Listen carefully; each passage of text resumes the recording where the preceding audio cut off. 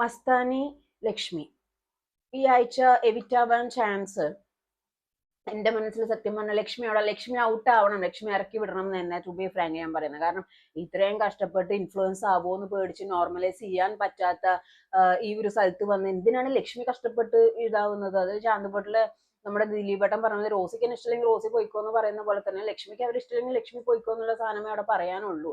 Okay, അപ്പോ Lakshmi out ആവണമെന്ന് എനിക്ക് ഭയങ്കര ആഗ്രഹം ഉണ്ടായിരുന്നു. പക്ഷെ മസ്താനിയും പ്രവീണും ഔട്ടായി എന്നാണ് പറയുന്നത്. മസ്താനി, പ്രവീൺ, സാബുമോന. കാരണം വൈൽഡ് കാർഡ് വന്നവർക്ക് അവിടെ വലിയൊരു സിഗ്നേച്ചർ കൊടുക്കാൻ പറ്റിയിട്ടില്ല. സിഗ്നേച്ചർ കൊടുക്കാൻ പറ്റിയിട്ടുണ്ട്, അറ്റർ ഫെയിലിയർ എന്നുള്ള ഒരു സിഗ്നേച്ചർ കൊടുക്കാൻ പറ്റിയിട്ടുണ്ട്.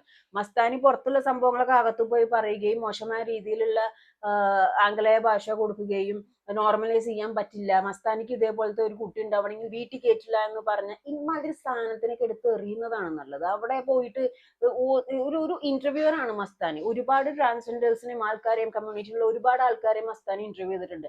അപ്പൊ വിഷയമില്ലായിരുന്നോ? അപ്പൊ നോർമലൈസ്, എനിക്ക് ഇവരെ നോർമലൈസ് ചെയ്യാൻ പറ്റില്ല, അതുകൊണ്ട് എനിക്ക് ഇന്റർവ്യൂ എടുക്കാൻ പറ്റില്ല എന്ന് പറഞ്ഞുകൂടായിരുന്നോ? അത് പറഞ്ഞില്ല. അപ്പൊ അപ്പക്കാരൻ ആളെ കയറി അപ്പാന്ന് കാണിക്കുന്ന സ്വഭാവമാണ്. അപ്പൊ കേട്ടറിവ് ആണ് നമ്മുടെ മസ്താനിയും പ്രവീൺ ഔട്ടായിന്ന്. സാബുമോനും ഇറങ്ങണ്ടായിരുന്നു. സാബുമോൻ അവിടെ ഫുൾ ടൈം ചിരിച്ചിട്ട് നിൽക്കുകയാണ്. പുള്ളി അവിടെ ഒരു കണ്ടന്റും കൊടുക്കുന്നില്ല. ആൻഡ് ഇന്നലെ ഭയങ്കര ഡിസ്കഷൻ ആയിരുന്നു, വോട്ടിംഗ് ലിസ്റ്റ് വന്നിട്ടുണ്ടാവും അതാണ് ഇതാന്നുള്ള രീതിയിലൊക്കെ.